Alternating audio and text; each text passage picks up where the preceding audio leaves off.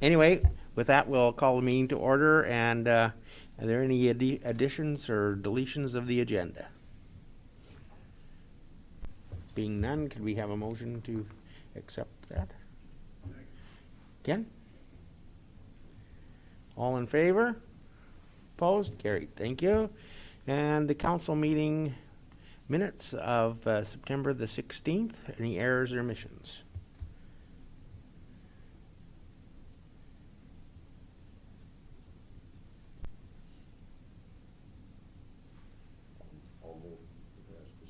Okay.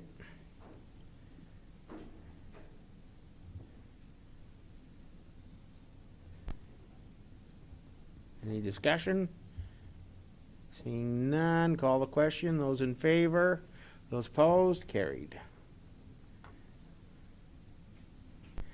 Okay, let's move down to Hillary. First up is subdivision application 2021-0-151. Boychuk, Zmurchuk. Well, at least their last part of their names are both the same. That's pretty simple. Good morning, Council. It's a nice fall day today. So the first subdivision that we are going to look at is, as we've mentioned, is subdivision application 2021-0-151 for between the Boychuks and the Zmurchuks, and it's within the east half of the section 11-9-22 west of the 4th. This parcel is located to the north of the city of Lethbridge, so, well, northwest of the city of Lethbridge, just less than a mile east of Highway 25. And I have it on, you can kind of see the area that's in consideration here. What they are proposing is to do a lot reconfiguration between two titles, between the Boychuks and the Zmurchuk, to address an existing access that has been historically used by the Boychuks to access their lands to the further to the east. You can see on the aerial photo that there is a well-established roadway that has been put in there to access their farmland that is in the river valley. So I'll just zoom out just so you can kind of grasp the context where that access is leading to into their farmland right on the river valley there. This subdivision would consolidate the that portion of road and land to the Boychuk's property so that it would be solely under their control and that they could use it freely. And I will get Steve to go through the planning comments and the recommendation. Good morning. Yes, Mr. Chair, as described, this application in front of you is to involve a subdivision and consolidation to allow a land transfer between the two adjacent neighbors. As described, the owners of the southeast 11-9-22 west of the 4th, which are the Boychuks, obtain access to some separate title land they have down in the river valley to the east. And they use an old, long-established private roadway that, due to the topography and the coulees, it crosses over the southeast corner of the neighbor to the north, and the northeast 11-9-22 west of 4th, which is the Zmurchuks.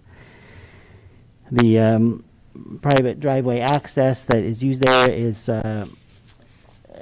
there's no buildings or any improvements on site. We're just involving that corner there with the road, which involves a transfer of 4.5 acres of land in order to rectify this long-standing access situation between the two neighbors.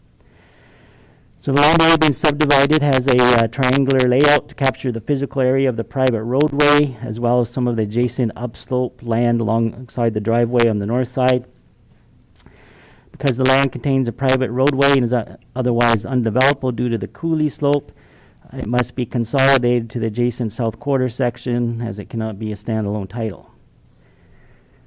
So this application is to rectify an access situation, and the land is being consolidated, so there'll be no standalone title in the end. There's no servicing requirements because of that.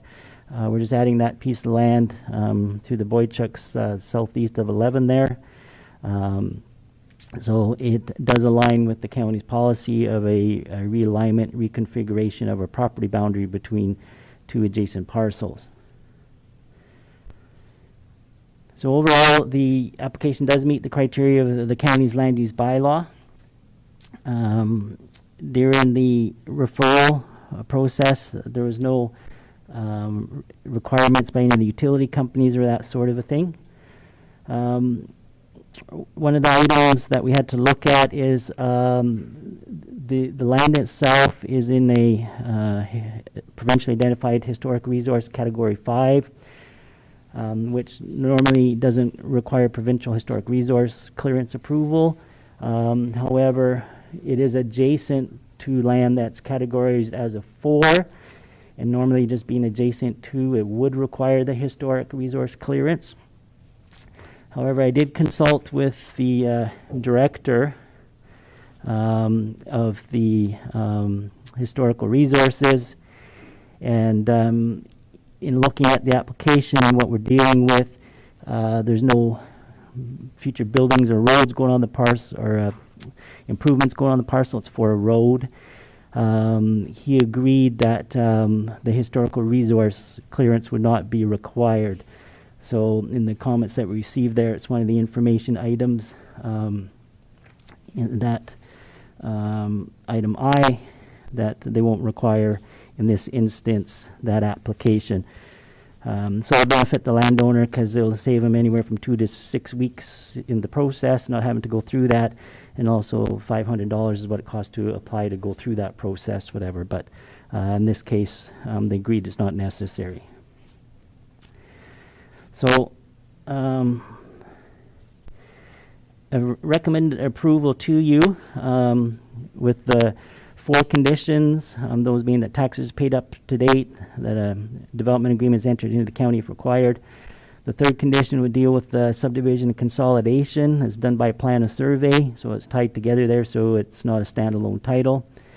And then the 4th condition deals with the requirements of the provincial water boundaries division of the provincial government, since the parcel touches the Old Man River. If you approve the subdivision today, we'll have to work with the surveyor here and that provincial department.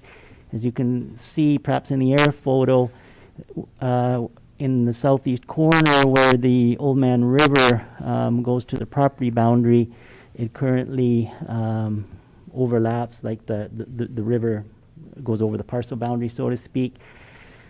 So as part of the finalization of this subdivision, we'll have to get pre-clearance approval prior to sending anything to land titles in order to move that boundary to actually capture the accurate current bed and shore of the Old Man River, and give the province their 6-meter buffer. So in the end, that southeast of 11 acreage may change. Is like going to be a little bit less than what we currently have, but the Water Boundaries Division will review that final survey that's submitted, and they'll have to sign off on it before we can do anything to get it registered at land titles. So that's the 4th condition there, just to make sure that's done and completed.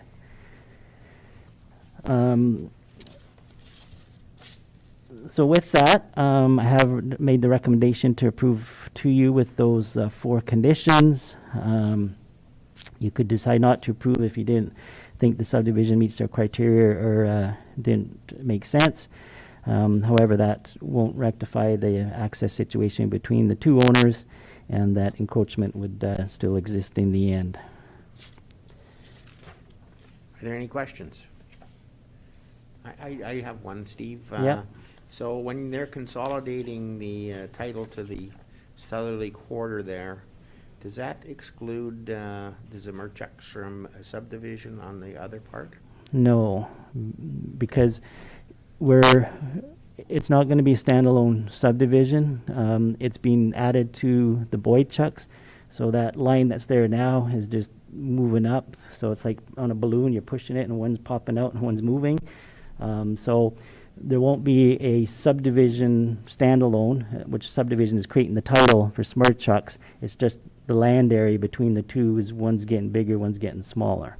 So they, under the subdivision policies, would, if in the future they came to subdivide, that wouldn't exclude them the ability to do that.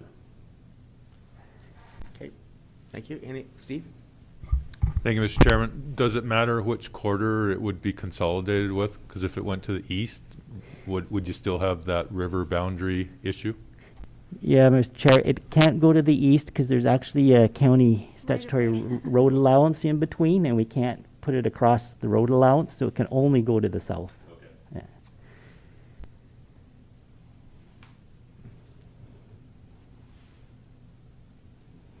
But in answer to your question, if that was the case, then no, we wouldn't, because it wouldn't be impacted by it, but.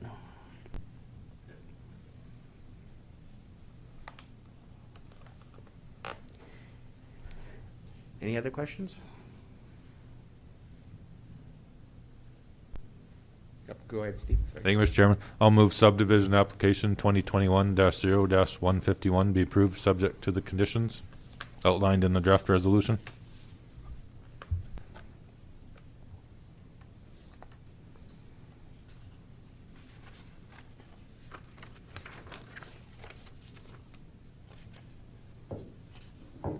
Any further discussion?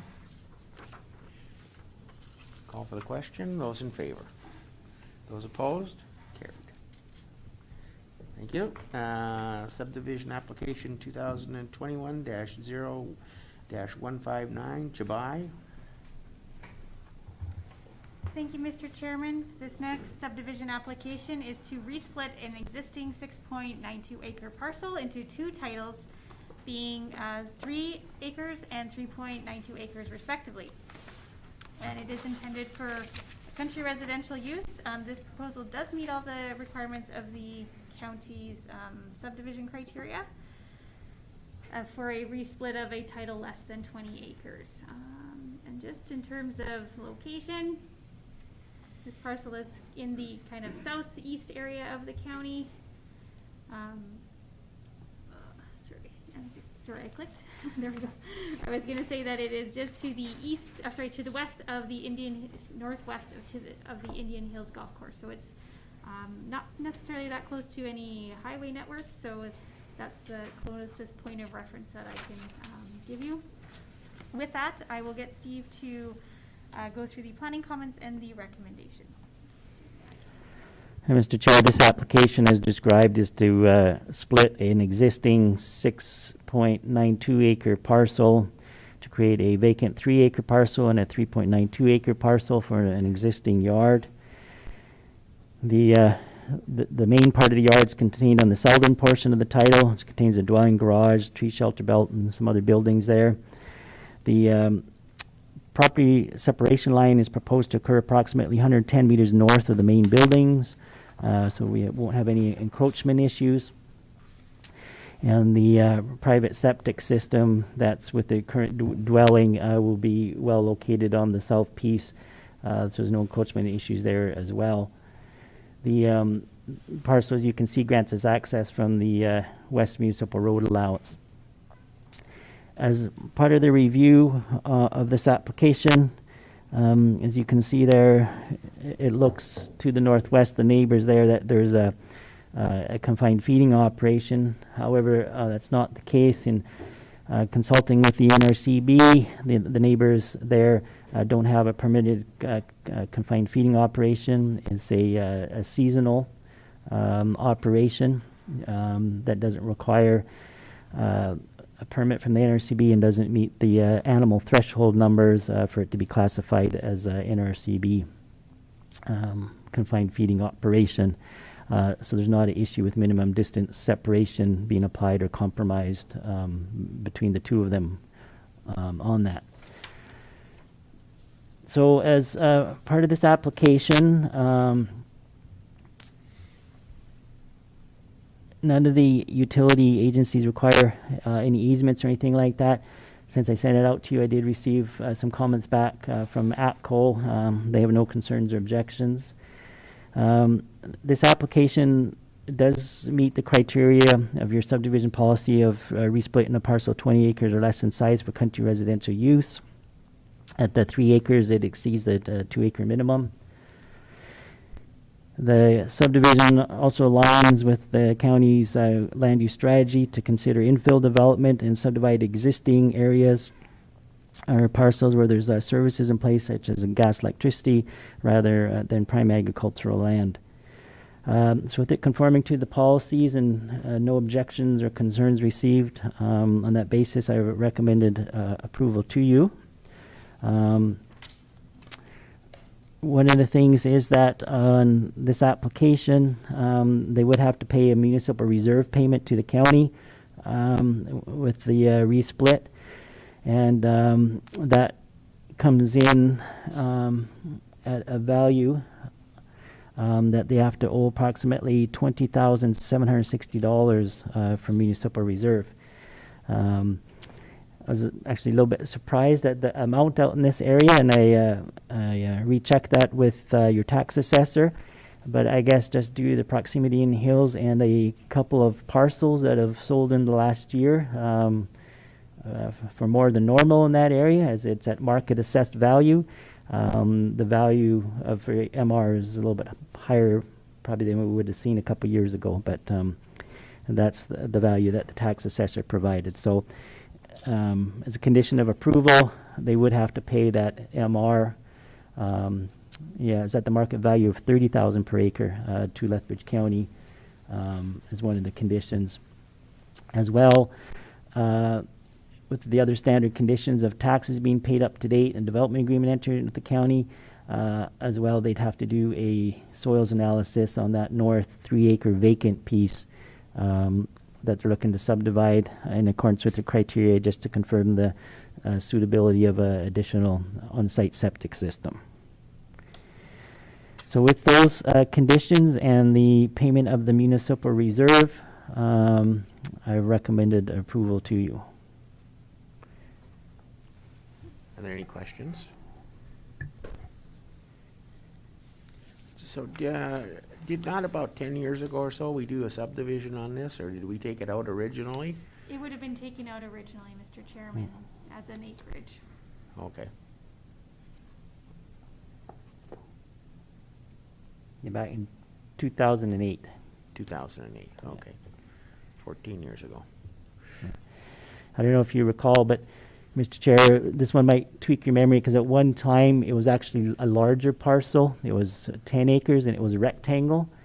And then they came back in 2015 and they angled it to include more of the cultivated land outside. And that's why it's kind of angled now rather than be a square rectangle. So they went down from 10 acres down to the 6.92 and did a kind of an adjustment there to make it smaller. Okay. Any other questions?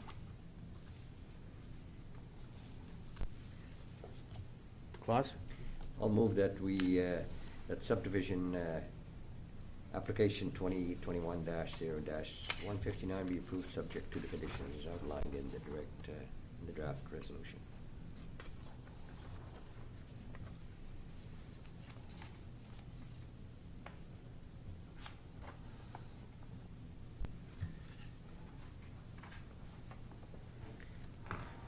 Any other discussion? Seeing none, call the question. Those in favor? Those opposed? Carried. Subdivision application 2021-0-161, Optimum Feeds Limited. Thank you, Mr. Chairman. So this next application should be somewhat familiar with you, as we did the rezoning for this area at the September 2nd meeting, where we did a increase to the business light industrial zoning so that they could have a slightly larger area to accommodate a future manufacturing business on this in this area. So now they're coming forward with their subdivision application, which is a subdivision and reconfiguration of titles between the three landowners in this area. I'll direct you to the air photo that we have in the package on page 10 of your agenda package, and it shows you kind of how the lots are being proposed to be reconfigured. This would, the subdivision itself would create a smaller title where the existing old precision cabinetry building is, coming in at 2.35 hectares, leaving an area of 6.77 hectares for the manufacturing business, and then the other two remainder of the titles to the west would be the Overeem's remainder of the title coming at 6.8 hectares, and the Ross title would be reconfigured to be just around 11 hectares in size. So kind of a lot of moving parts in regard to this particular subdivision application, but the expectation is to essentially create a new light industrial parcel to accommodate a new business that would be adjacent to Highway 519. And that new business would gain access off of the Range Road 23-2. And I do believe that's in the comments that we have from Alberta Transportation. But with that, I will put it over to Steve for the any comments and the recommendation. Yeah, Mr. Chair, as describes, this application's got a couple of things going on. One is to subdivide that new 5.81 acre title for the existing business situated in the northwest corner adjacent to Highway 519. And then it also involves an adjustment between which was a 16.74 acre remnant lot for a new business, and the owners to the southeast. So we're doing like a lot boundary adjustment between all three of them. In the end, one of the main items is that in doing this subdivision, is besides creating the smaller lot for that business, is that the property boundaries will align with the area that council rezoned to the business light industrial, so the property boundaries match the zoning. So the property line of the remnant 16.74 acre lot, which you saw a little bit during the rezoning process weeks back, is being adjusted to capture a dugout pond that's been recently constructed in the southwest corner and ensure there are no encroachments. So you can kind of see from the line work that's why it's being bumped out there in the southwest. One of the things with this application is that there's currently, as you can see, there's a direct access to Highway 519 to the north, as well as they have put in access to the East Municipal Road Allowance, which is Range Road 23-2. Back when the original existing 16.1 acre lot was created, a transportation asked for a future service road dedicated by caveat along the frontage of the highway. So there's 20 meters along the northern strip there to be saved for some point in the future. They would pull that access and require a service road, or all the access would have to come off the county road to the east. Now in your package, I just wanted to point out that when I had sent that over, Transportation's initial comments were that they would have to, with this application, dedicate and construct that service road. However, they have since retracted and sent in new revised comments after reviewing the proposal, and they're going to allow for this one the temporary access to Highway 519 to remain. And since they've already have put in for the new parcel created on the east approach to the county's road, they won't now require at this time the dedication where we'd get it surveyed on the plan and the construction of that service road out to the east. So that caveat is going to remain on title for the future. So if there's ever additional subdivision, or at some point for safety reasons or traffic, whatever it might be, they decide to pull that access to 519, then at that time the service road would go in. But it's they're no longer asking it for it to be done with this application. So that's a little bit of a revision there. They just sent that out I don't know, a week and a half ago or something like that. So so that's a change from what was sent out in your package as they changed the requirements. So one of the other items that we have to address with this application is the municipal reserve situation. We got a couple things going on with that as well. The municipal reserve is applicable. We have to do an adjustment in this land. Some reserves been paid, some has not been paid on some parcels, and some had a deferred reserve caveat on it saying it wasn't paid last time, but it was being saved to the future. So with the adjustment between the three parcels, we're going to have them pay the money on the 8.72 acre land difference area, which came in at the market value of $12,000 per acre. So that does result in a municipal reserve payment to the county of approximately $10,464 for your reserve fund. And then we'll discharge the current caveats on title for the municipal reserve and do an adjustment for the difference, and register a new deferred reserve on the remainder 16.8 acres to reflect what's been paid and what's not paid. So in the end, it'll go according to the parcel boundaries that are here, and there'll be no overlap between the neighbors or that sort of a thing, so it'll clean it up, so to speak. So with that, it does meet the criteria of your business light industrial zoning that was put in place by council. This is in the IDP area with the town of Nobleford. Town of Nobleford responded they had no concerns or objections to it.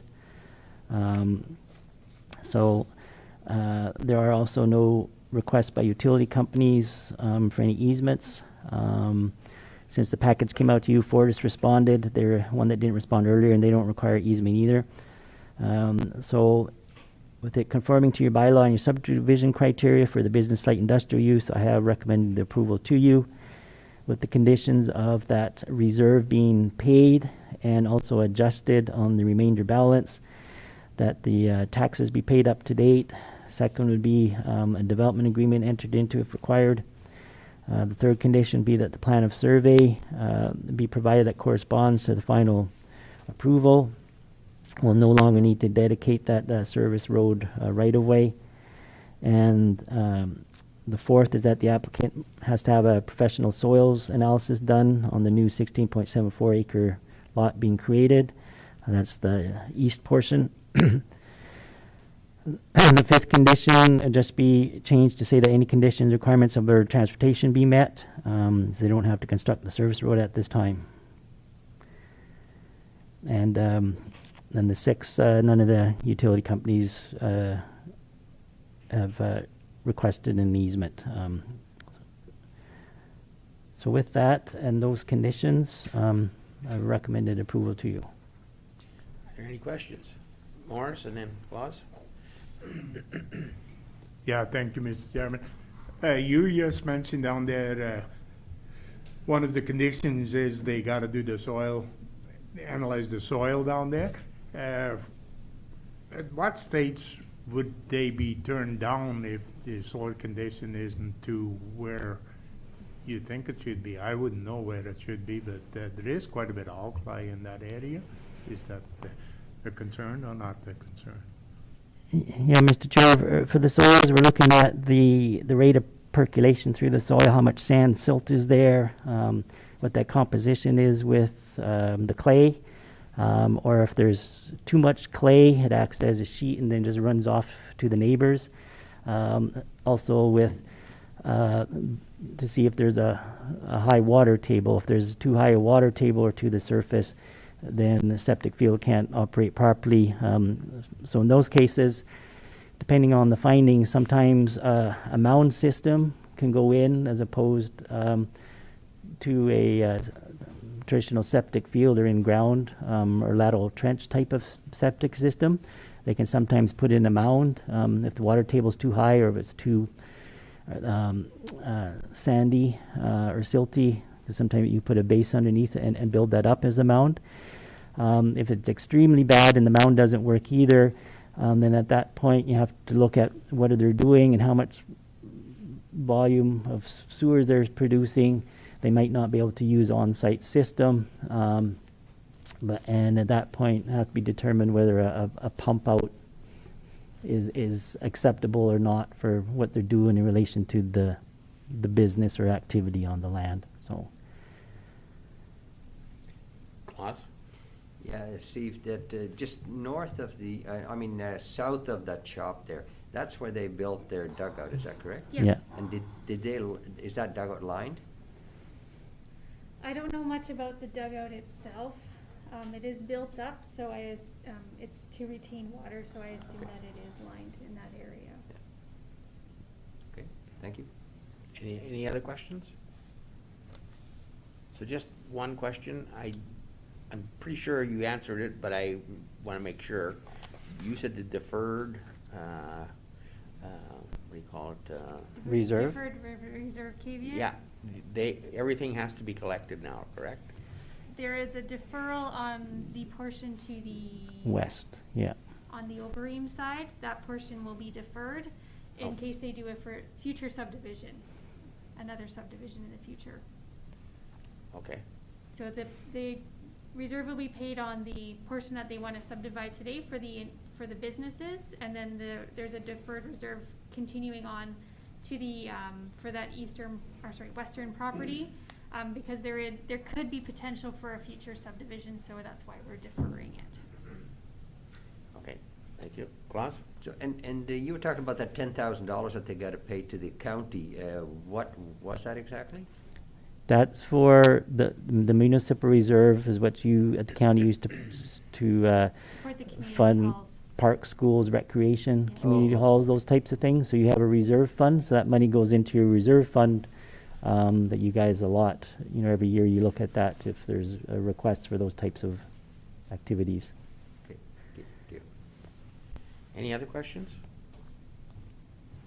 Go ahead, Claus. I'll move subdivision 2021-0-161 be approved, subject to the conditions as outlined in the draft resolution.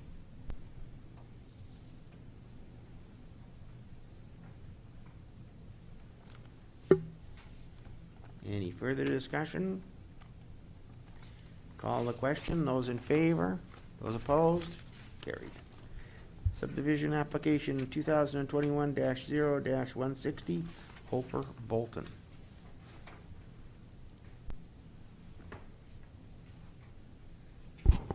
Thank you, Mr. Chairman. This last subdivision is another reconfiguration of titles between two properties. And it is to adjust the titles by increasing in acreage from adjusting the titles of the acreage, being the Hofers, which is currently at 2.98 acres, and the larger agricultural title by the Boultons, which is at 40 acres. And they wish to adjust it so that the acreage would increase the size to 10.08 acres, and that the agricultural piece would be reduced in size by that same amount. This property is located just to the east of the city of Lethbridge, just on the Brown Road in section 26. With regards to the reconfiguration of titles, because they're not creating a new title and they're just starting with two titles and ending with two titles, no area structure plans are required as per the section 26, no concept plan is required as per the section 26 area structure plan, because no new titles will be created, no new accesses, there would be no increase in the number of dwellings in the area as a result of this application. With that, I will give it over to Steve for the rest of the planning comments and the recommendation. Hey, Mr. Chair, this application is, as mentioned, is to enable a land swap of 7.19 acres of some pasture land. The Hofers there with that little triangular parcel in the corner, which is one of the very old subdivisions in section 26. They've been for years leasing or renting that pasture land area for their horses from their neighbor, the Boultons, to the east there. So the two neighbors now have made an agreement for the Hofers to purchase that and add it to their parcel. So to enlarge it, their existing parcel is just 2.98 acres in size. So once it's adjusted, they'll have 10.08 acres, and the Boultons, who currently have 40.01 acres, will have 32.82 acres in the end, once that 7.9 acres has been subdivided and consolidated over. This elaboration will be done through the subdivision consolidation process. So as mentioned, there'll be no standalone separate title for that pasture area. It's going to be consolidated to the Hofer's title, enlarging that. The property line that we're using follows a fence line that currently delineates the pasture area. Both properties who are currently serviced through water co-op and have their own private on-site septic systems, that will be unaffected and will not change with the subdivision occurring. So this application does conform to your reconfiguration realignment of titles policy, where we're not creating another title. We're going to amalgamate that land over. As mentioned, it does conform to the policy of the Section 26 area structure plan, which is applicable, which allows for moving property boundaries, doing realignments without creating additional lots. They don't have to do the concept plan or area or engineering at this point. This parcel is also located in the city of Lethbridge County IDP. It doesn't contravene any of those policies, which also allow for the boundary adjustments. So what you're looking at here is just it meets your policies for that realignment, and to just making a decision based on the rationale and if it makes sense in transferring that pasture area over to the neighbor. So one of the things with this application as well is having to deal with the municipal reserve. This, like the last application, is also a case that's going to involve a partial payment of a municipal reserve, and then an adjusted deferred reserve caveat. The market value of the land in this area came in at $18,000 per acre. So that'll involve a payment on the 7.19 acres of land being subdivided and consolidated. That'll come to $12,942. That'll be paid to the county for your municipal reserve fund. So there is a existing deferred reserve caveat on the east title, the Boltons, on the Hofer parcel. The municipal reserve was paid on that parcel before, so they can't pay it again. Once it's paid, you can't ever have them paid again. It's done. So what we're going to do here is an adjustment. So the reserve would be paid on 7.9 acres at that market value of $18,000 per acre, and then the existing deferred reserve caveat will be discharged on the Boltons, and we'll make an adjustment and register a new caveat, taking out that 7.19 acres difference. So they'll have a deferred reserve caveat in the amount of 32.22 acres on their portion. And the reason we suggest that we'll keep the deferred reserve of Boulton with the adjustment and not have them pay at this point is that with the Section 26 area structure plan, unlike the Hofer small piece, the Boltons do have the opportunity. There's that opportunity in the future where multiple lots could go in there. They could subdivide that.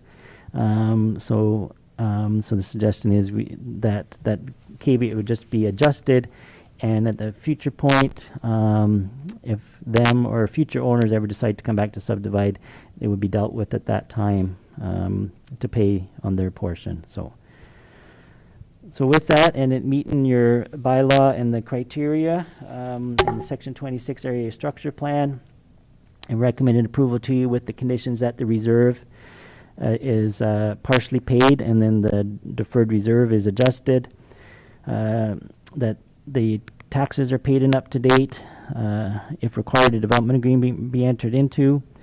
The third condition would just be dealing with the subdivision consolidation, that they'd have to submit a plan of survey for us to review to ensure that it's being amalgamated together and that no further subdivision can occur without them applying and coming back to you to go through the subdivision process. On the draft resolution that came out to you, it was covering off any easements. We have since heard from the utility, and nothing is required for utility easement-wise for any of the utility companies. Thanks, Steve. Any questions? Go ahead, Claus. Yeah, thank you, Mr. Chairman. That dugout is stuff like that, is that in with that subdivision? No. Or is that just outside of that? That is outside. The Okay. fence line follows kind of a straight line just to, on the west side of that dugout. Dugout and the Because that doesn't trees, really yeah. show here. Yeah, it's right, yeah, it's kind of faint on there, but where that tree line is, there, it follows kind of straight north-south. Okay, thank you. So just out of curiosity, the value you placed on the land seems rather low compared to what you placed on the Chabay one. It's based on the assessment from the assessor. When you think about the closeness to the Yeah. city of Lethbridge compared to out by, yeah, Yeah. like, there's a huge difference. Yeah, you're correct, and I asked your tax assessor about that and him to double check that, but he said that they were both correct and that's what the values were, so. Steve and I don't Yeah. determine those values. Probably No, for I good know reason. you don't, yeah, yeah. And one other thing, when you pay the deferred, or are going to have to pay the municipal portion, who pays that? The buyer or the seller, or does this person who sells it to transfer it have to pay it as part of the package, or how That- does that It's- work? It's typically an agreement between the landowners on who would pay for it. It doesn't, in terms of the county side, it doesn't matter who. No, But, yeah. but it is an agreement between the landowners. Typically, we have found that it's in most cases, it's the larger landowner, the one that's owing the reserve, that would pay it. And then, they would probably work that into their land sale. Yeah, 'cause I just was wondering if it was something that had to be paid before you could actually transfer it, or. Yeah. Yeah. Okay. It does have to be completed prior to the subdivision being Okay. finalized. Yeah, Mr. Chair, usually you'll see that if it's one person subdividing out and they have to pay it, they'll do that and they adjust their lot sell price accordingly to recoup the costs of that. If it's two landowners involved, it's just between them. It doesn't matter to us or the county of who pays it or how or what their split is. It's just that it has to be paid. So with it being a condition on here, we won't endorse and review and allow the subdivision to be registered at land titles until we receive confirmation from the county that that reserve is paid. I know in this case, when I did the initial consultation with the owners and I told them that they would have to pay it, once I got the value back from your tax assessor, I let them know how much it was. That they spoke among themselves because they hadn't factored that in because they went back and adjusted their sales agreement, whatever. So I'm not sure if they're splitting it or if one's paying it, but they worked it out amongst themselves and came back and said, yes, we're proceeding. We got an agreement or whatever. So it is between them, but it just has to be done before we allow the subdivision to be registered at land titles. Thank you. Any other questions? Somebody care to move it or not move it, or?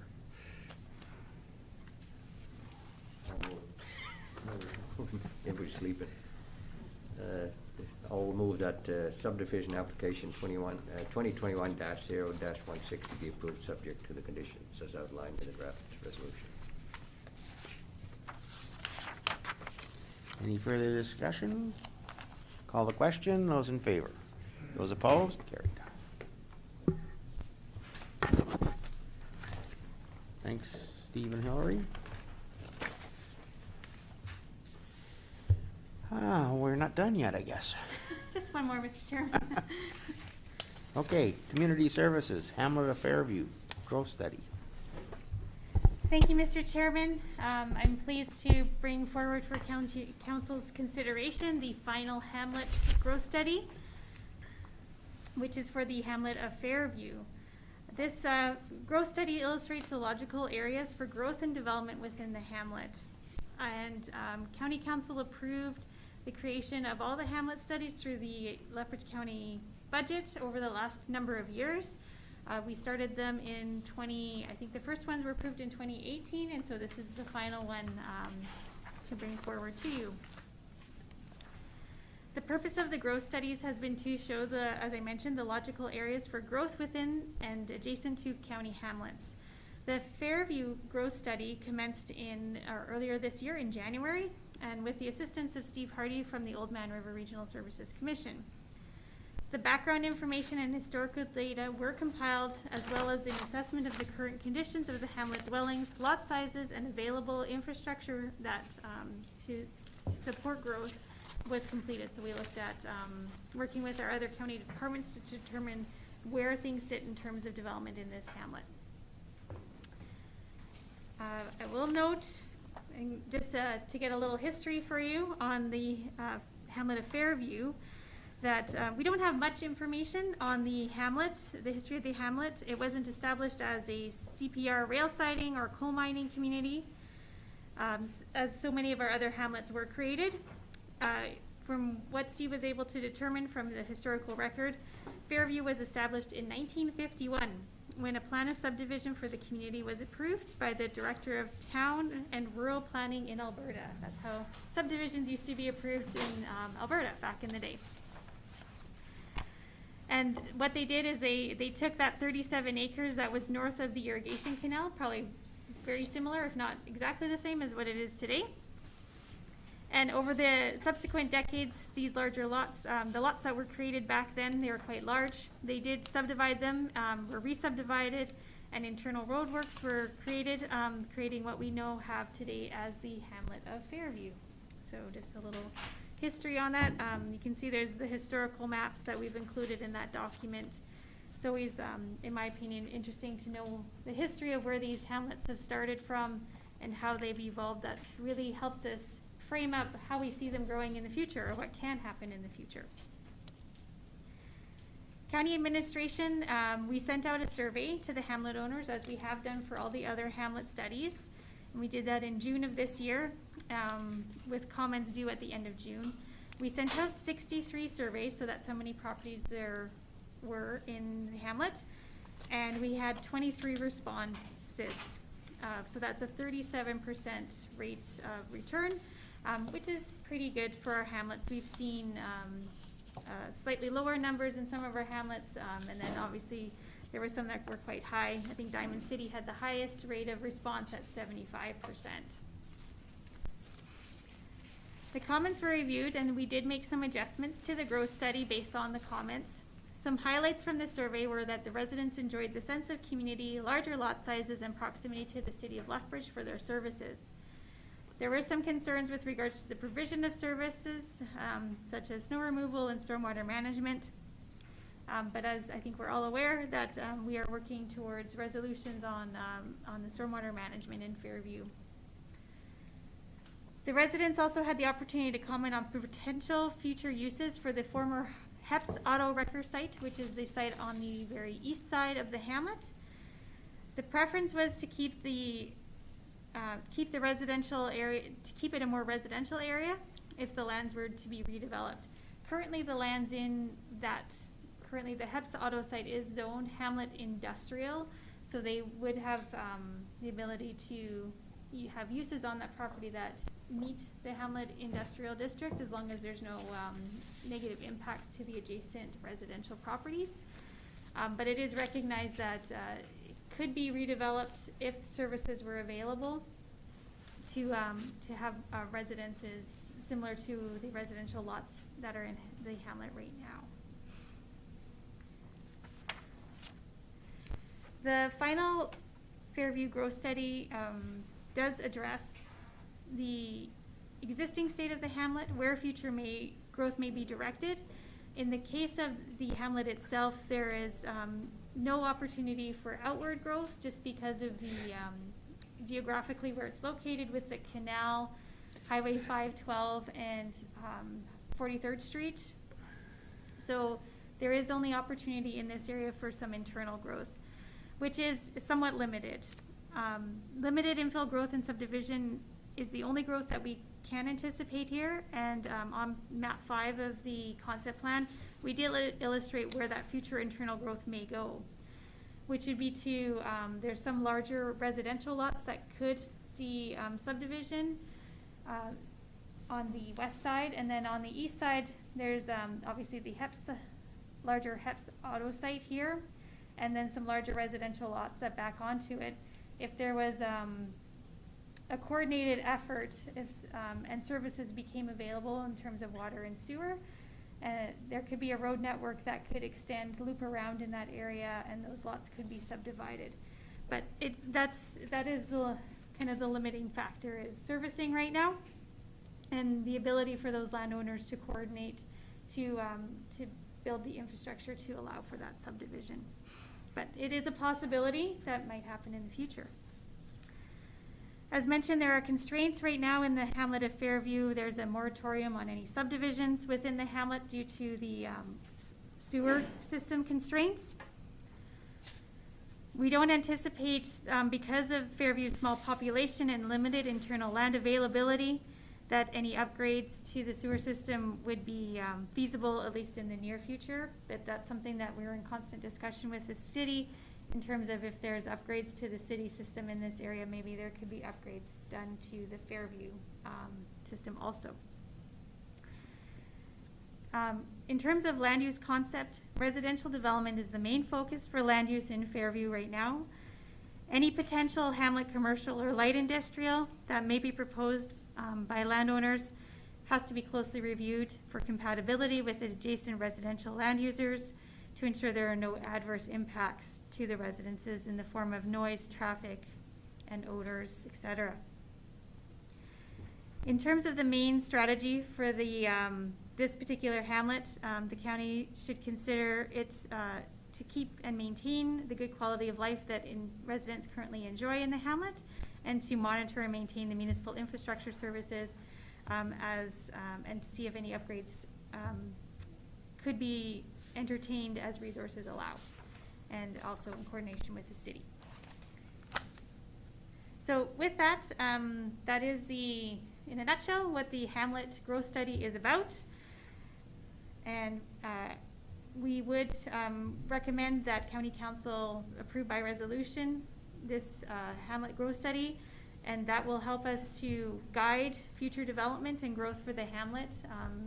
And then we'll also, as I mentioned, I think earlier in our other hamlet studies, every 5 years or so, depending on how growth happens in our hamlets, we will be reviewing them and kind of bringing them back to the forefront to ensure that they're relevant documents for the county and council, respectively. Can I? I just Yeah. want to add something. Are you done? I am done. You're done. Okay. I just want to say thank you very much to Hillary. And this is very fitting that the last meeting of this term of council that we're doing our final Hamlet study, because I think it was a lot of work, and it will help us moving forward to have these studies completed. And I just want to thank Hillary and Steve as well, because I know he helped out and assisted. So thanks, Hillary. That's a very big accomplishment to get it completed. Yeah, good job. So I do have one question. Yes. On map 5, is not number 9 you got in yellow, is that not occupied? Map 5. Sorry, which parcel, Mr. Chairman? Number 9. Right south of 1 there. Oh, yes, it is an occupied parcel. I'll Oh. just zoom in a little bit. But the reasoning for saying it could be infill is just because of the size of the parcel. I mean, you can see it spans, It's pretty big. it's pretty big. Yeah. That there could be an opportunity for subdivision and redevelopment. I know there's a lot of outbuildings on there, but they could always be adjusted. If and when services became available, that would be a parcel that could be re-subdivided. Okay, thank you. Any other questions? Claus? Thank you, Mr. Chairman. So, do you have any idea, just out of curiosity, the difference in property tax and everything, and with the city and with the hamlet here? would you know the difference in, would it be about equal, or? No, unfortunately, I don't know what the assessment is. I've historically known that Jen's away. I know that it has, been typically that it's a little less because of the services that are available, but, I know that there's other considerations especially in Fairview. I know that, cause they pay for the utilities, the water and sewers, on top of that, so I'm not sure, but that would be a good question to bring back, with Jen, I think. And I got one more. I think we talked about that before, if the city would take over Fairview. What are the main reasons that that has not happened in the past? I know the last annexation that was done by the city was in 1984, where they did take that large, and they followed 43rd Street. So from what I understand, there was no interest in Fairview. It's a serviced area that we pay services to the city for, but I don't think that there would necessarily be a benefit for the city taking over it. There's probably a benefit in certain ways, but it hasn't come up. And I know that there is a grade issue going over 43rd. That's where the grade starts to change, and that's why they haven't considered annexing land. They didn't consider annexing lands across 43rd Street. That was more of north of Highway 3. But there might be some historical information that I'm not aware of. It was probably in that annexation. I haven't read it, to be honest. So as far as I understand, the reason why is because both on the north and the south side, it belongs to the federal government. So there was no interest in looking at that particular zone only because the federal government didn't want to change. Ann? I do believe, and Hillary probably knows more about this than I do, but I do believe they have set areas where they want to expand in Yes. growth, and this isn't one of their set areas, is my Yeah, and understanding. that's the other thing, is that there's no opportunity for growth in this area from a development or municipal perspective. So it's never really been brought to the table in terms of annexation. Like I said, the last one was in 1984. So if they come in the future for something that, there's always discussions that could be had, I guess. So two other things, when you go south, like of 10th Avenue there, where County Foods used to be, Yeah. they're not really pushing to develop any of that either. So, and the other thing was, after they took over Hardyville? that they kind of shied away from Hamlet. Yeah. Hardyville's been a challenge for this. No, because I've asked them this, because it's got quite a burden to the county, and if we could get rid of that, that'd be great. Steve? One of the things for the city too is with the province, nowadays when you do annexation, unlike previous with Hardyville, there's 15 principles of annexation they have to meet. And one of those is the land can't be just for taxes or those sorts of things, has to be that they can use to accommodate benefit. growth. And there's no really growth to be had for Fairview, so it doesn't really benefit them in that matter, so they wouldn't meet one of the principles the province has in order to justify an annexation. There just need to change residencies from one group to the other, and the taxes would be changed over in a sense. There's no really opportunity for growth there. Any other questions? Seeing none, we could use a motion then to approve. Steve, Tori? Thank you, Mr. Chairman. I would move the recommendation that County Council accept the Hamlet of Fairview Growth City. Any last chance for discussion? Seeing none, I'll call the question.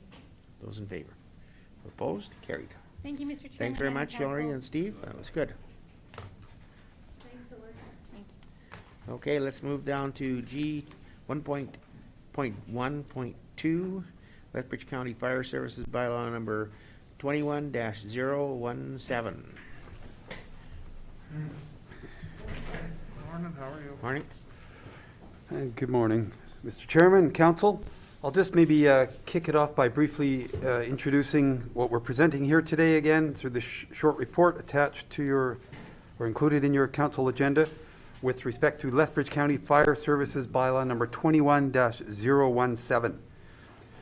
You'll recall on September 16th, 3 weeks ago at the last council meeting, first reading of the bylaw was provided by council along with direction to amend section 4 of the bylaw by removing the middle paragraph and then to bring the bylaw back to council. So that has occurred. Our recommendation today is that Fire Services Bylaw number 21-017 be read a second time as amended, and further that it then be read a third time and adopted. The purpose of the bylaw is to ensure the county's fire services coordinator has the appropriate authority to assist and work closely with our contracted urban fire departments. This type of bylaw is common practice throughout the province, and without the bylaw in place, we believe there will be some reluctance on the part of the fire chiefs of the contracted urban municipalities and perhaps other organizations to fully recognize and accept the authority of the Lethbridge County Fire Services Coordinator and the service itself. With respect to alternatives and pros and cons, again, we're recommending that the bylaw be adopted today, which would formally establish the Lethbridge County Fire Services and enhance our fire service coordinator's ability to more effectively fulfill the duties of the position. We didn't identify any particular disadvantage to adopting the bylaw, and with respect to the alternative of defeating the bylaw, sort of the opposite of the pros that I've just presented. We're not really aware of any advantages to not adopting the bylaw, and in fact, not having the bylaw in place, we don't believe it'll help our fire services coordinator to fulfill his duties and work on the behalf of the county and represent the county's best interests. There's no direct financial impact associated with adopting this bylaw. And the bylaw, again, is in line with other municipalities in the province for fire service provision.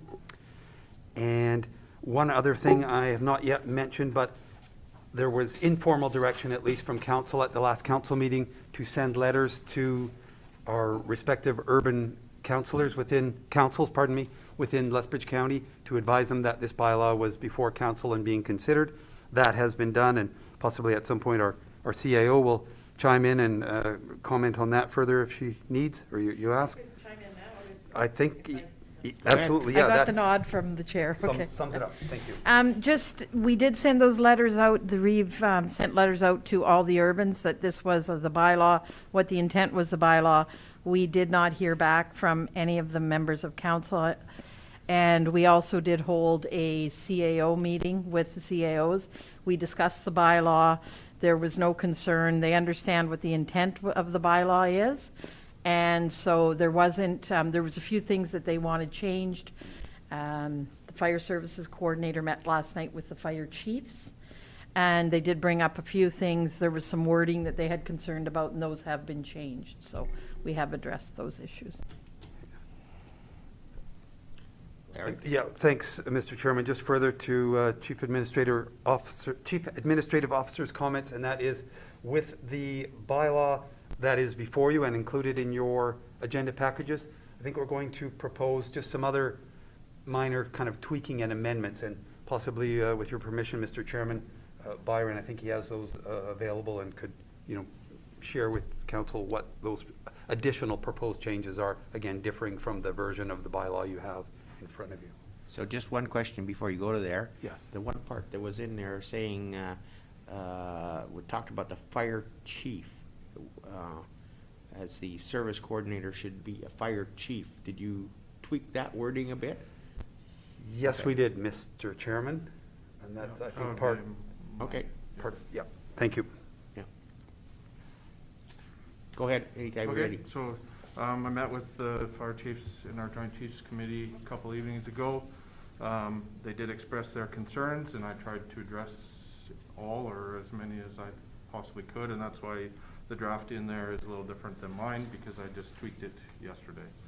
So some of the changes is I had noticed in the agreements with the towns, the word partnered was specifically stated we are not partnering with them in any way in the agreement, so I took that portion out of this agreement. I've added, you guys had concerns about if my position's not here, how, you know, it would still move forward. So I've added a chief fire marshal position that could still handle the QMP and stuff like that if this position wasn't in place, so they could still handle the requirements from the province. I've took out a lot of the departments in their listings with anything. I took out any rank for the fire service coordinator. I took out where Lethbridge County Fire Services means just strictly that. Lethbridge County Fire Service doesn't include anybody else, any other department. One thing they were concerned with was, we had said that Lethbridge County Fire Services shall provide services. So they suggested put shall provide or contract services, just so that it was kind of splitting up. And yeah, basically, a lot of that in. We took out a whole section to do with, you know, the fire chief, his or her designate shall be responsible for the operation. That's already in their bylaws, so we took that right out of ours. Has nothing to do with us and their fire department. So, other than that, it was basically just kind of going through and trying to fulfill what they were feeling and requested done. So. Any questions? Ann? I just want to add that while we are trying to be accommodating and work with the other fire departments, we do have to make sure that we are covering Lethbridge County's liability. So I just want to ask you, Byron, that with these changes, do you feel that the bylaw is still covering the county's request for the level of service that we want, and also our liability issue? Because my understanding is that beforehand, we did not have a bylaw in place, and it was leaving us in a vulnerable position. Yeah, in our contracts, it states that as soon as those departments leave their municipality, we're liable for anything that happens there. So we had thought in creating this bylaw, so, you know, kind of covers the county, but type of representation. So I do think it's going to take possibly some more documenting besides this bylaw with the departments on how we're going to control that liability, with me going to calls, or how that's going to work. But I think that's not something we need in this bylaw. It's going to be, you know, conversations and maybe a policy afterwards. A standard operating procedure. Yeah, or that, yeah. Any other question? Go ahead, Klaus. What was the feeling of the, or the reaction of, from the other fire chiefs with we moving ahead with this? Was there anyone opposed, or was everybody fine with it? Overall, they did see a need for the bylaw. There was quite a bit of resistance on how some of it was worded and how they thought it meant was going to proceed. I think through the changes and the conversations with them, we've you know, ironed out those kinks and stuff, but there was definitely some concern, but I think I addressed them in the changes. Mars? So with that, sorry. you don't think that there is going to be any conflict in the relationship that you're going to be having with the fire chiefs? I hope not. My goal is to build the relationships up from where they are today. We all need to work together to provide a service to the county. Mars? Yeah, thank you, Mr. Chairman. One of the volunteers, I'm not going to mention any names because that might be not the appropriate time, because it could be just rumor's sake within the group. But he was trying to tell me that your position, that you're trying to overrule the fire chief's duties for wherever the department is. And I said, my response was absolutely not. He's that to review basically things on there. Why would, you know, our man step in there and overrule the fire chief what's in charge of the call? And so is this just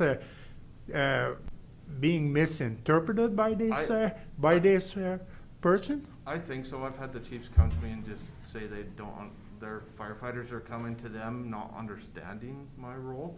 I have never once told any of the fire chiefs on any call what to do. If they've come to me and asked my opinion, I've given it, and that is literally all that's ever happened.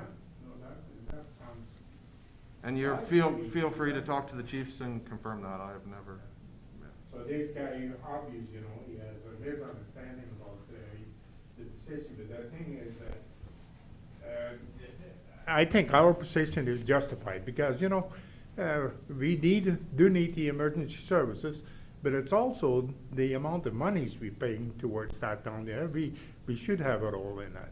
Well, that's just it. And my goal too is on scene, if I think something needs to be brought back here as a concern, then I would do that, right? But no, like I said, feel free to talk to the chiefs. I think what'll happen once we get flowing with this a little more is, like I said, whether it's a standard operating guideline or whatever, brought down from here to the departments to show what my role and actual duty would be, then they can pass that down. Right now it's still up in the air, so I think they're maybe not talking with their firefighters a lot about it because it's still pretty new, right? So. Ann, sorry. I think part of the challenge too is that the upper levels, the councils and the CAO's direction is maybe not filtering down. And there is some concern about people's areas, but as the county hasn't in the past had a lot of oversight in this area, I think it's really prudent for us to have oversight because ultimately we're accountable for fire provision in our area, so. So just based on what you've told us today, have your group seen the revised changes? I sent it to them yesterday morning right after I changed it. So they haven't probably had a chance to have a look at it yet then? I had one comment from the one. I told them it was coming to council today, and if they had concerns to bring it back to me tomorrow, or yesterday. And I haven't seen any, so I'm presuming, like I said, I did address most of their, or all of their requirements or suggestions, so. Well, I'm just kind of thinking that if they haven't had a chance to look at it yet, perhaps we're a little bit premature in doing this. Ann? I think we've done all of our due diligence. We do have concerns. The city is concerned. Some of the other urbans are concerned that this bylaw is not in place. We certainly can put it off until after the new council's in, but we are running the risk of the liability if we don't. I think the concerns have been addressed. I talked to 3 of the CAOs yesterday. They seem okay. Lengthy discussion with one. And so I believe we've covered all our bases, but I mean, certainly that's council's perspective. I worry about the timeline. When I found out we didn't have one of these in ever, I was worried, and every day I worry, but that's what I do. I worry. Well, my only my only objection to this is to give somebody just a day to go through it is not very much to expect. So I don't think that's fair. Morris? Go ahead. In respect to the length of time they've had, they did go through it they had a week or 2, well, since the last. I'm just talking about the revisions. So a day is fine if you're a lawyer, I guess, but not for somebody else.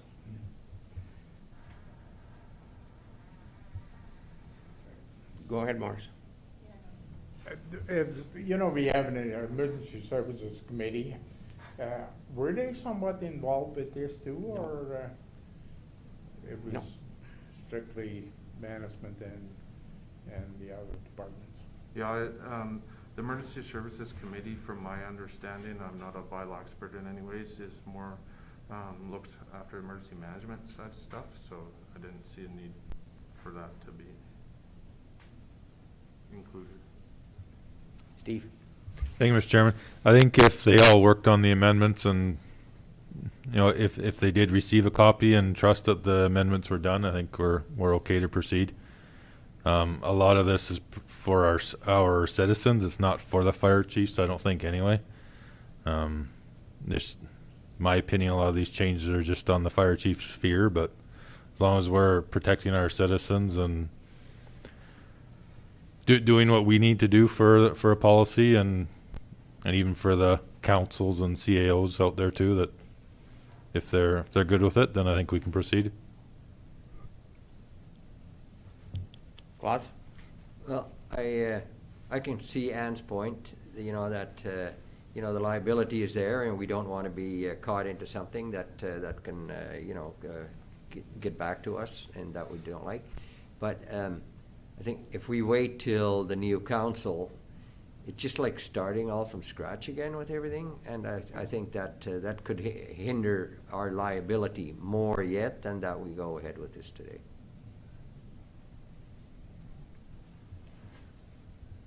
Any other comments? Tori?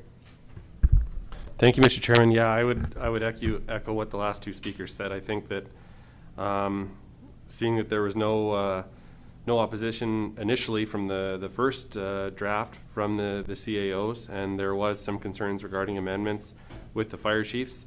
I'm happy to hear that those were addressed, and I'd be more than comfortable moving ahead, giving this second and third reading today.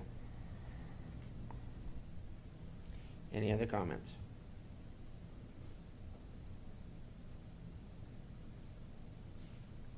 Go ahead, Claus. Okay, I'll move that the fire services bylaw number 21-0-17 be read a second time as amended.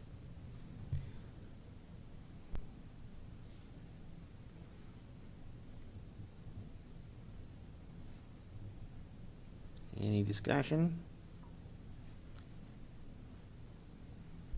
Call for the question. Those in favor? Those opposed? Carried.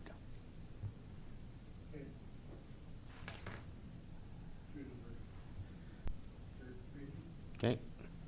Okay, the fire service bylaw 21-0-17 be read the third time.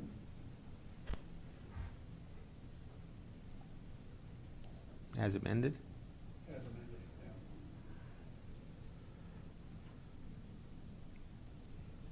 Any discussion? Call for the question. Those in favor? Those opposed? Carried.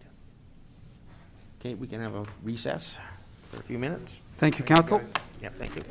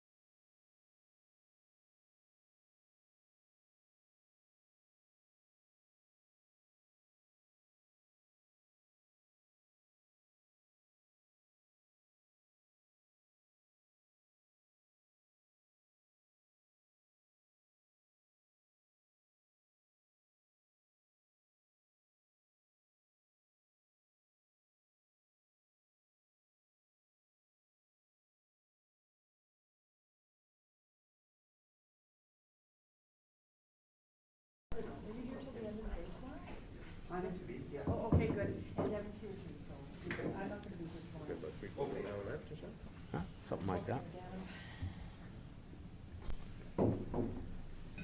Okay, so we should be on G2.2.1, fleet policy. Excellent. Thank you, Mr. Chairman. Good morning to council. Thank you, just to reiterate a little bit what Lauren said, thank you to Councillor Campbell and Councillor Benson for your time on council. It's been a pleasure working with you, and all the best in the future. So this is the last item I get to present to you, unless Ann delegates me to present something else here before the end of the day. This one's, so this, sorry, what I'm bringing forward today basically further addresses a bunch of the policy things that we've been cleaning up with the administration over the last little while. These are primarily within the fleet realm, and they are mostly represented now through policies 170 purchasing and 344 or 354 asset management. So as far as previous council direction, so these policies, policy 707, the vehicle replacement program, 708, vehicle specification, 709, disposition of assets, and 711, the idling policy. These are all brought into place in June of 2011. Hear another fire truck going now. Anyway, these were all brought in June 2011. This was prior. Now, the one thing I just wanted to make sure that everyone was aware of. So in June 2011, it wasn't a requirement within the MGA to essentially have the 5-year capital planning piece. So now that that's been brought into place, part of that addresses some of these redundancies that weren't there, because these policies did speak to essentially capital planning as far as equipment and disposition of assets and so on. So as I said, the MGA now specifies that you have a 5-year capital planning for each of these, and I've presented previously just here last meeting in September. We went through the 2022 capital purchasing, and then when we move into budget deliberations again, previously council has approved the 21 to 2025 capital purchasing program, as well as I've presented a 10-year general forecast for the equipment purchasing. And then when we do budget deliberations here in the fall following the election, we'll look at a 2022 to 2026 span as well. And I've been working to refine all of those estimates essentially on an ongoing basis. And that is part of what my role entails, is going through and looking at all the optimal life cycles for each of our assets that we actually have for our operations purposes, and then how to fund our equipment reserve accordingly. So some alternatives we could look at with this. These existing policies could be left as is and further modified or revamped for the fleet purchasing program, and address other council deliverables that you instruct to administration. In addition, the existing policies could move to a directive format as well, and that would allow flexibility for us on a year-to-year, because the directives are internal administrative documents. As far as the financial impact, I mean, there is no direct financial impact by any of these policies outside of my time required to do this. As I spoke to, equipment purchasing is approved by council annually prior to the year of purchase, and the 5-year capital plan is implemented as per the MGA. The fleet reserve currently is very well balanced, and we do have a good reserve amount that's built in, as well as year to year we actually have an annual requirement that goes back in the reserve to essentially fund our existing equipment purchases year to year. So with that, because of the current policies we have in administration, the purchasing policy that's come into place, the changes within the MGA, as well as policy 354 being the asset management, which incorporates some of our equipment. My recommendation to council is that to rescind these policies accordingly, as they don't necessarily, they're a duplication of some existing stuff. As far as the idling policy is an operational guideline, and that would be enforced accordingly, essentially by internal staff. I'm not sure why the idling policy came into place in the first place, because it should be a fairly common sense thing that should have a policy in place to tell people to turn off their vehicle.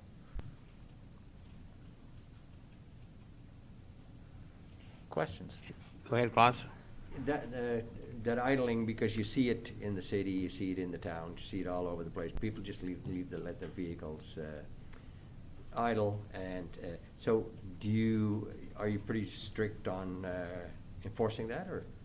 Yeah, as far as that goes, I mean, when equipment operations are ongoing, I mean, there is a cool down period that has to be done for any given piece of heavy duty piece of equipment. And in the case of a lot of our heavier trucks already, sometimes you might see a vehicle idling in the case of some of our heavy trucks if it's doing a burn through for the DEF, for the diesel exhaust fluid system. But typically they've also all got automatic shutoffs on them, especially for our bigger diesel units. I mean, they time out after a period of time, as well as lots of our lighter duty vehicles as well. Some are equipped with remote starts, but those remote starts all have a certain specific time period, so there's no extra idling involved essentially within that.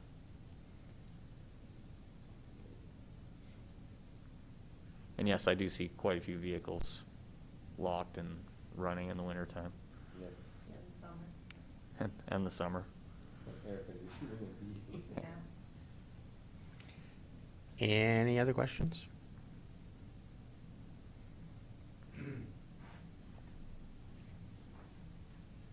Do we need to do each one separately, Larry? There are 4 here, I believe. Yeah. So I think, Mr. Chairman, in the name of efficiency, one would cover it. Okay.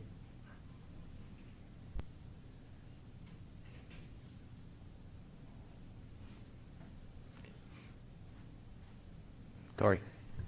Thank you, Mr. Chairman. I move the recommendation that council rescind policy 707, 708, 709, and 711. Any discussion? Call the question. Those in favor? Those opposed? Carried. Excellent. Thank you, council. Thank you. G2.2, policy 353 and 321.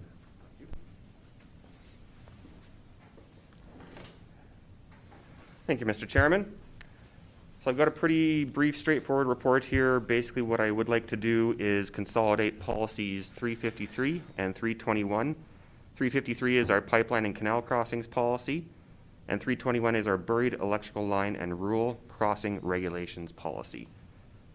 So basically, when I reviewed these two, there were some redundancies between the two. There was overlapping specifications, so all I'm doing is combining the two into one document, just so we have one spot to go for people to apply for these crossings. In addition, I've also added a application form on the back of the policy just to make it a little bit clearer to applicants what exactly we're looking for, what information we need. A lot of times we are not given all the information and there's some back and forth, so it takes a little bit of time to get that from the applicant. As you know, some background information, we've been, as administration, reviewing these policies over the past year and consolidating, rescinding, or adding where necessary. And my recommendation today is that County Council approve the consolidation of Policy 353, Pipeline and Canal Crossings, and Policy 321, Buried Electrical Line Installation and Rural Crossing Regulations, into revised Policy 353, Pipeline, Canal, and Utility Crossings. And that is it. Is there any questions? Any questions?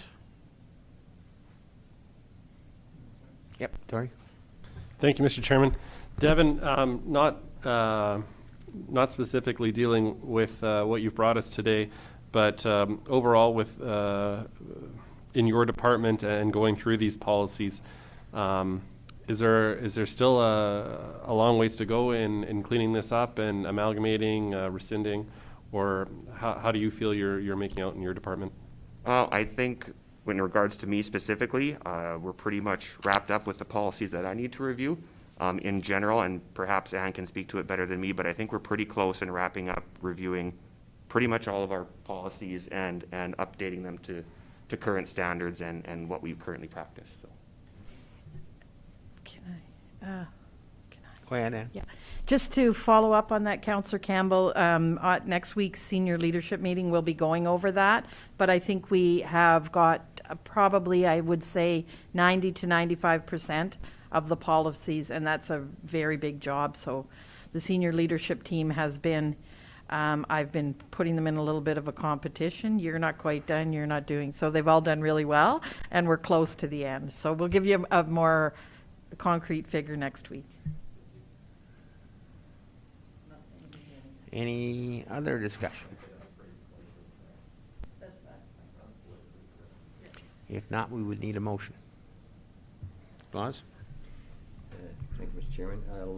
I'll move that the County Council approve the consolidation of policy 353, pipeline and canal crossings, and policy 321, buried electric line installation and rural crossings regulations into revised policy 353, pipeline, canal, and utility crossings. Any discussion? Call the question. Those in favor? Opposed? Carried. Thank you very much. I just want to Thank say you. it's been a pleasure presenting to this council, and the best of luck to Councillor Steve Campbell and Councillor Ken Benson in the future. Thank you. Corporate services, 3.3.1 tax penalty waiver request. I'm pinch hitting for Jen today. Jen's away.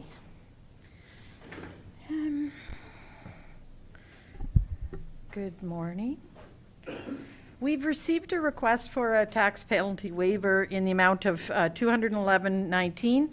Our recommendation is that we not waive the tax penalty.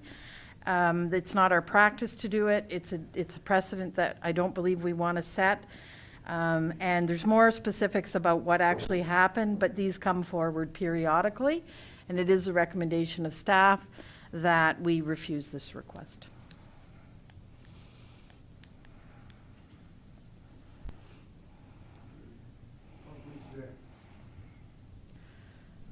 What was the excuses for being late?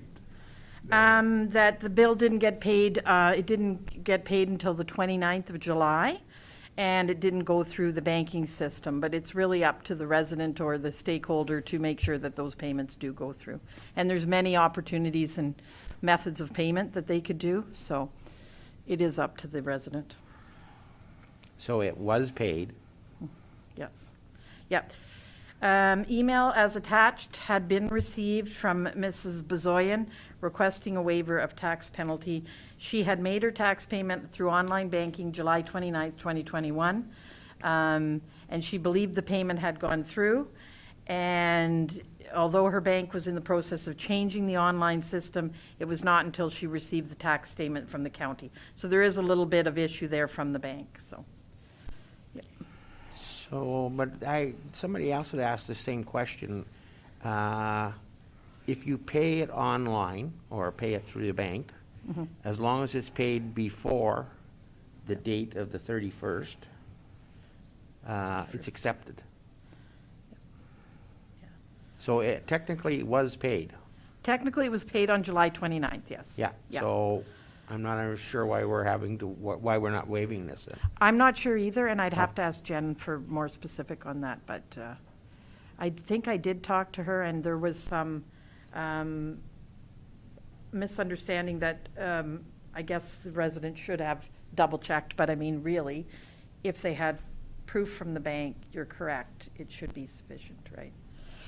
Claus?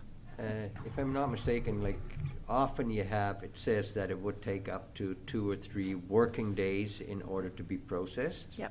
So if it would be the 29th, and you got a weekend in between there, and so that is, you got a couple of days after that before it would be there. And if, in this case, if the bank, the online system was out or not working, they should probably go to their bank and talk to them about, that they get Compensating penalty them. because of that. Yeah. I think the 31st was a Saturday. It was, yeah. So that would mean that they only had 1 day. Yeah, Yeah. kind of more or less, I guess. Yeah. I think the part that's confusing is some people were told that as long as it's marked paid, even though we may not receive it, it's same as a. I've had this before in past municipalities, and there was issues with faxing in the online payment, and basically that fell back to the bank. So that was, Okay. yeah. back- Well, just a And minute. just- Clauses first. So, in the future, would it be, like, I would suggest that we put it on the bill, like if you pay electronically, that it could take 2 to 3 days or whatever it is to have the money in place for the county. And if we put that warning on there, then maybe people would pay 2 days early.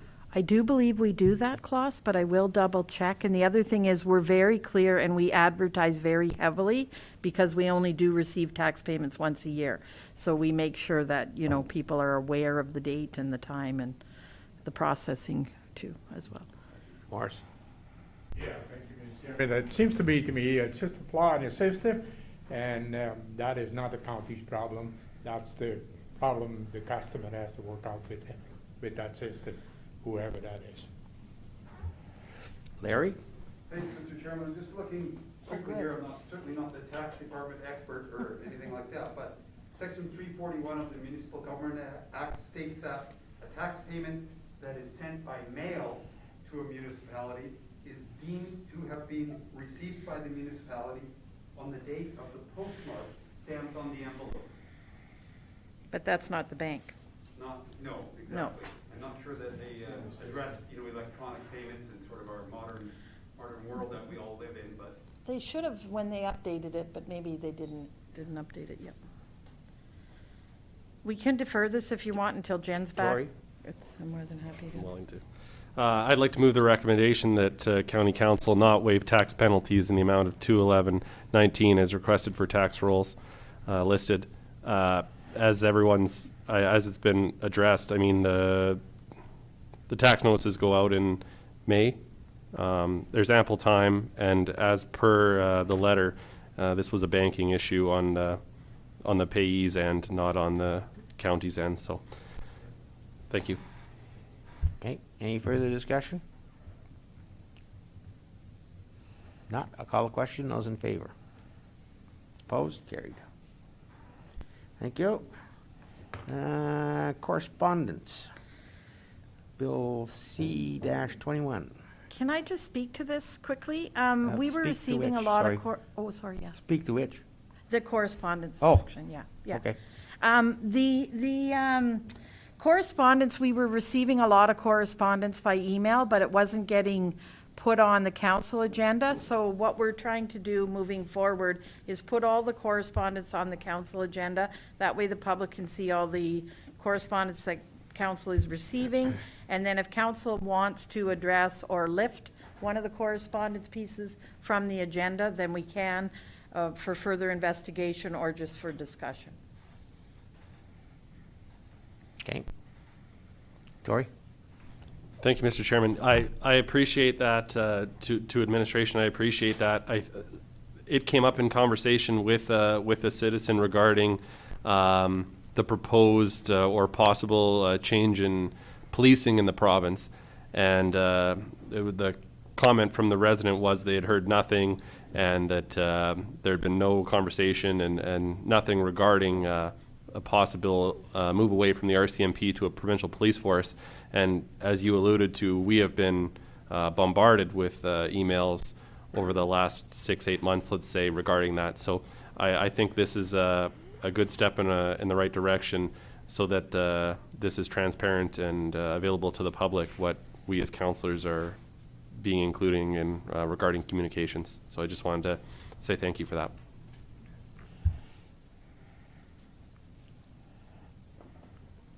Any other comments? Go ahead, Klaus. Is this letter here, is this something we're taking like for information, or do we want to do more on it?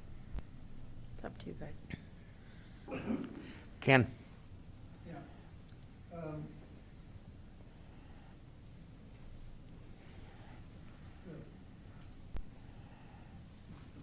Firearms under 6 or 8.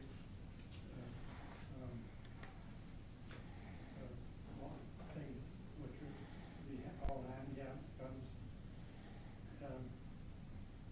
Is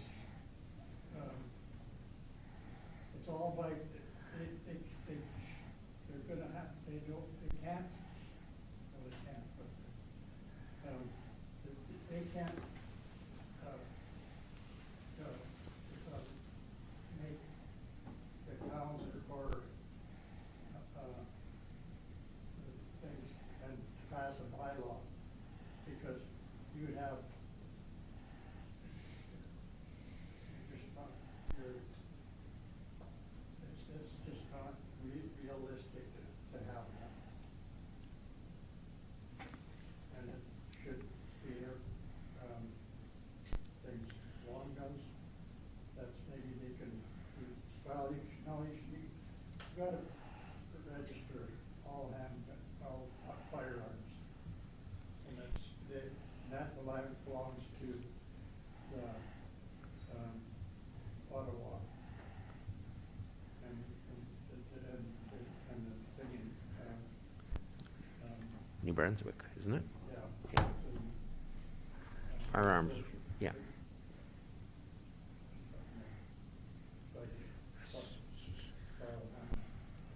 So, but I think, is he correct in what he's saying in his letter? That it is up to each municipality to have a bylaw? I didn't thoroughly go over this, so I'm not sure. Like, I have not heard that before, so I'm just wondering.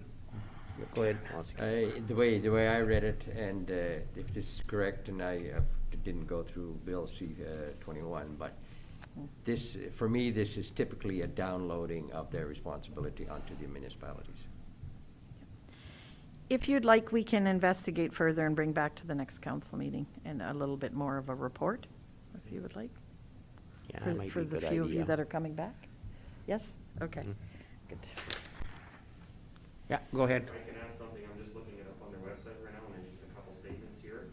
One is, any municipality has the option to pass bylaws related to handgun storage and transport in their jurisdiction, such as prohibiting storage at home or prohibiting storage anywhere within municipal boundaries, and limiting transport to or from the municipality if allowed by their province/territory. Can but not must. Can but not must. Is that right? It says, has the option. Option, okay. Yes. Okay. I think that's an option we don't want to get into. Well, Well, I can point out a few people right away what shouldn't have. Good. So, go ahead, Steve. Thank you, Mr. Chairman. Just move correspondence for information. Will that be Okay. appropriate then? If- Yeah. I'll move so then. Thank you.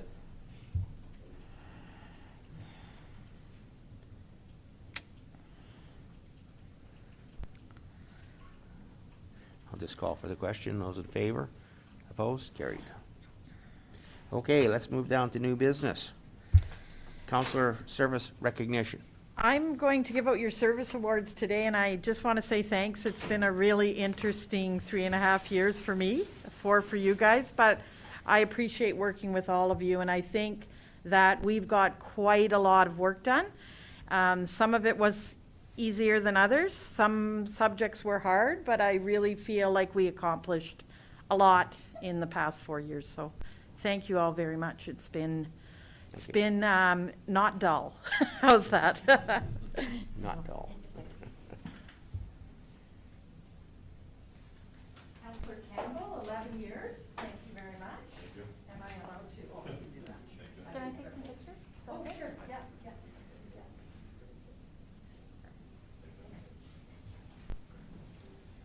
Councillor Vanderveen? Why don't we just go up there? No, go up there. Klaus, just go up there. Yeah.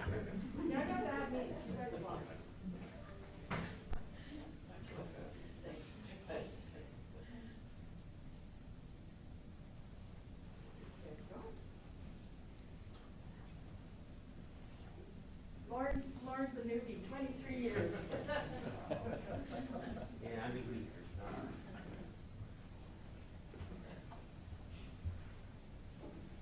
And for another 4 too. Yeah, thank you.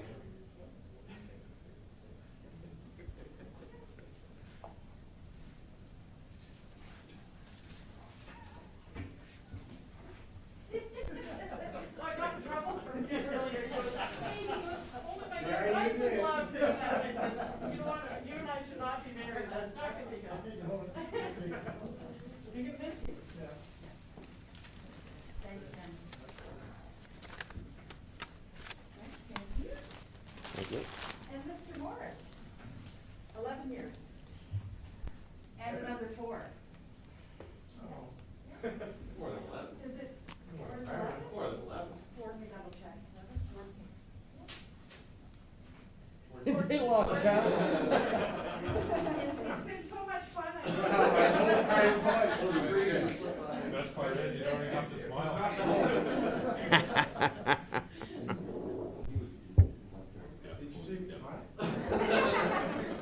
didn't see Ann smile. It's with the eyes. That's more of a grin. That's not Campbell. Sorry, 4, and then another 4, right? Thank you. Thanks, everybody. You're welcome. Yeah, thanks. Yeah, thank you. But don't sit down. Thank you so far. Uh-oh. Wow. As you know, Anna's been taking her master's degree from Royal University, and she did graduate. But unfortunately, she can't go because the COVID has disallowed the graduation ceremonies. But thank you for all your hard work, and congratulations on your master's degree, and we look forward to using your knowledge as you move forward here. So, Thank you very much. Okay.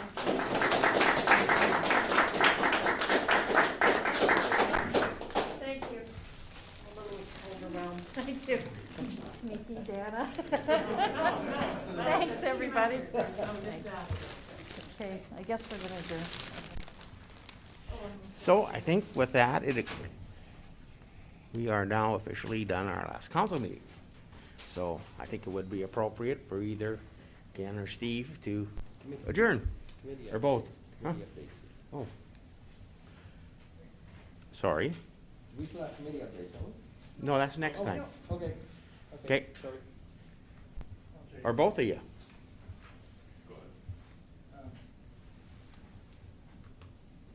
your mic.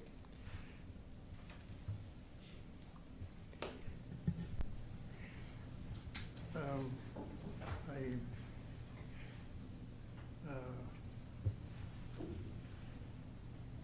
close the business for today. Adjourn, in other words. Yeah. Okay. Thank you. And call the question. Those in favor? Thank you. I hope this is a golden